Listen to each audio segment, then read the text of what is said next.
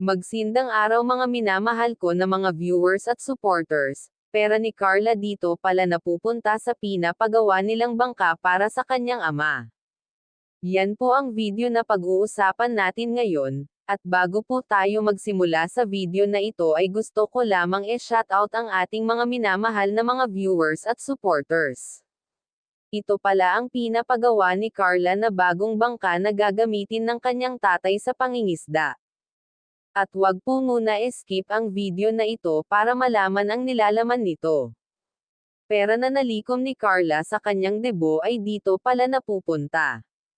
Grabe pa siguro talaga si Carla sa pera, sinigurafo talaga nito na may mapupundar sila sa pera na kanyang nalikom.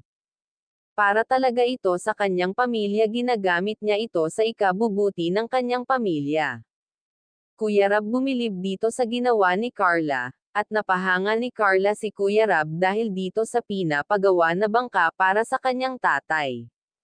At dahil malaki na rin ang kanyang nagastos dito dahil pinasadya nila ito na bangka, ay malaki-laki na rin ang materials na nagastos nila dito. Pero sulit din naman ang kanilang gastos dahil malapit na itong matapos. Wow, napakaswerte kasi ni Carla at magaling ito maghanap buhay kahit na nag-aaral pa ito ay marunong na sa buhay. Kaya persigido ito na makapagtapos ng pag-aaral para maiahon niya sa kahirapan ang mga magulang. Ito talaga ang nagpaluha sa lahat, kaya ito talaga ang hamatak sa views at talagang tagas sa puso ang mga sinabi ni Carla at ramdam natin ang mga sinasabi nito galing sa puso.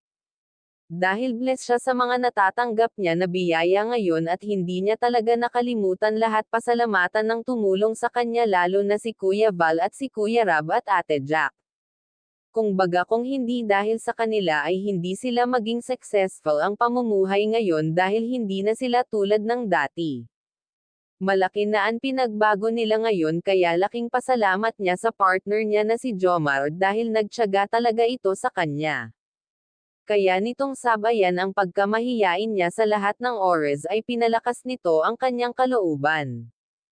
At dahil marami ang nagmamahal at humahanga sa taglay niyang ganda, at sa galing nito, at ngayon ay marami ang biyaya na dumarating sa kanya at nakakatulong na rin siya sa kanyang pamilya, at mahal nila kung ano ang meron siya ngayon, at wag nga po pala natin kalilimutan suportahan ang ama ng ating kalingap na si Val Santos Matubang, at hanggang dito na lamang ang ating mixing reaction. Again, maraming salamat sa panonood.